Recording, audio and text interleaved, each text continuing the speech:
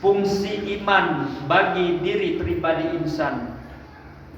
Saudara-saudaraku jemaah Jumat yang berbahagia, Allah Subhanahu wa taala berfirman dalam Al-Qur'an surah Al-Anfal ayat 2 sampai 4. Innamal mu'minuna alladzina idza dzukirallahu wajilat qulubuhum wa idza tuliyat alaihim ayatuhu zadatuhum imana wa ala rabbihim yatawakkalun alladzina yuqimuna sholata wa mimma razaqnahum yunfiqun ulaika humul mu'minuna haqqan lahum darajatun inda rabbihim wa maghfiratun wa rizqun karim.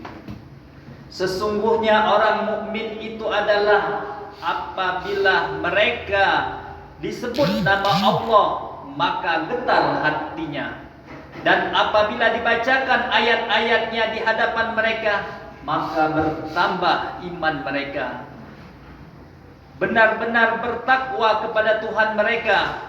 Mereka itu adalah orang-orang yang mendirikan sholat serta mendermahkan rezeki-rezeki yang kami limpahkan kepada mereka.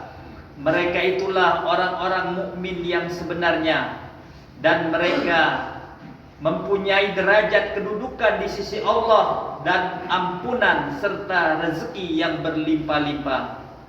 Dari ayat-ayat ini dapat kita petik kesimpulan bahwa orang-orang yang beriman adalah mereka yang benar-benar tekun, berhati bersih, berpikiran lapang, dan tidak mudah diombang-ambingkan hawa nafsu, godaan syaitan, kemungkaran, kemaksiatan, dan segala macam perbuatan yang melanggar norma-norma agama dan negara.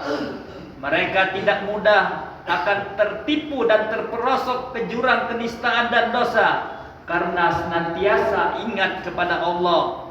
Dan apabila ingat kepada Allah, getar mereka, getar dan takut akan siksa Allah yang amat pedih serta murkanya yang amat dahsyat dan menakutkan. Dalam mengarungi bahtera hidup di dunia ini yang penuh dengan cobaan dan godaan, mereka tidak mudah diombang-ambingkan berkat ketakwaan mereka. Apabila mendapat nikmat, mereka bersyukur dan memuji Ilahi, dan apabila terkena cobaan dan kesusahan, mereka bersabar dan menyerahkan diri kepada Allah yang Maha Pengasih lagi Maha Penyayang. Dengan dorongan iman ini, mereka tiada lupa dan tiada enggan mendirikan sholat, tiada bakhil atau kikir menafkahkan atau mendermahkan harta mereka, karena sebenarnya harta itu adalah amanat titipan Allah Subhanahu wa taala. Orang-orang inilah yang diberi titel oleh Allah Subhanahu wa taala kaum mukmin yang konsekuen dan bertanggung jawab kepada Ilahi, yang diberi keistimewaan, ketinggian, derajat, rahmat serta karunia yang tiada taranya. Tidak mudah seorang menamakan dirinya seorang beriman kepada Allah, karena iman itu ada definisi-definisinya, ada batas-batasnya, dan ada pula bagiannya. Sehubungan dengan ini, kami utarakan sabda Nabi besar Muhammad sallallahu alaihi wasallam, innal iman lahu hududun faraidun wa min hududihi salatu waz zakatu was siyamu wal hajju wa min faraidil atfu 'alan nas.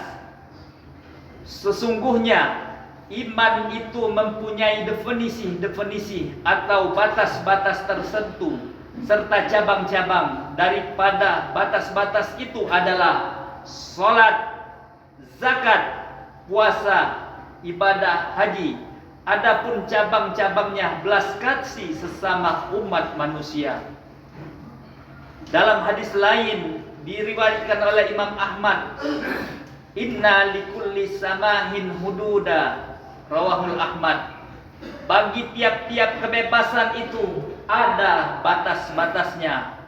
Maka Tiada layak kalau kita sebagai makhluk Tuhan yang Maha Esa, khususnya sebagai orang yang beriman, menerjang dan memperkosa hukum-hukum dan larangan-larangan Allah, tidak tunduk dan patuh kepada syariatnya. Apabila kita mengatakan sebagai seorang mukmin, seyogyanya mengamalkan definisi-definisi yang terkandung dalam kata-kata al-iman. Sayyidina Ali bin Abi Thalib karamallahu wajhah pernah menyatakan yang tertera di dalam kitab Najhul Balaghon, yang artinya sesungguhnya sebagian dari iman itu adalah menjaga ketertiban hukum dan peraturan. Alangkah kelirunya seseorang yang menyatakan dirinya beriman melanggar hukum, baik hukum agama dan negara, baik berupa kemaksiatan, kemungkaran maupun penyelewengan yang menyalahgunakan kedudukan hingga merugikan umat dan masyarakat. Kalau ia beriman tidak akan berbuat demikian, imannya akan mencegah ia berbuat kejahatan dan mendorong untuk berbuat kebaikan. Dalam hal ini, Petua Guru Besar Al-Ustadz Al-Imam Habal Al-Sayyid Abdul Qadir bin Ahmad bin Faqih Al-Alawi yang menyatakan, ittaqillah wa kaifa yahkumul hakimu wa huwa fajirun yakhunu rabbahu wa nabiyuhu wa yakhunu dhamirahu wa tonahu. Bertakwalah kepada Allah. Bagaimana mungkin seorang pemimpin memerintah sedangkan ia seorang yang fajir, yang tidak bertanggung jawab, mengkhianati Tuhannya, nabinya, dan mengkhianati dirinya sendiri serta tanah airnya. Tegasnya, apabila iman itu tertanam dalam jiwa, niscaya ia akan menjaga dirinya dari perbuatan-perbuatan yang melanggar hukum, yang merugikan diri serta orang lain. Akhirnya, dengan kekuatan iman, seseorang dapat menyelamatkan dirinya dari perbuatan amoral, kemaksiatan, kemungkaran.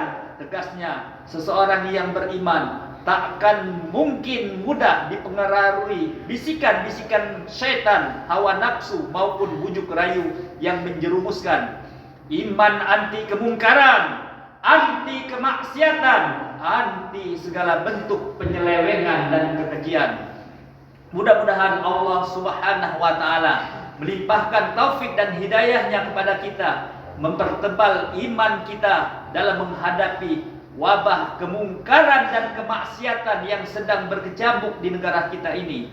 Dan semoga pula kita sekalian diberikan usia yang panjang dalam keadaan sehat walafiat, sehingga dapat melaksanakan perintah Allah dan Rasulnya, serta menegakkan syariat yang hak, ialah syariat Islam. Dan mudah-mudahan kita semua pada saatnya diwafatkan dalam husnul khatimah, husnul khatimah, husnul khatimah. Amin ya rabbal alamin.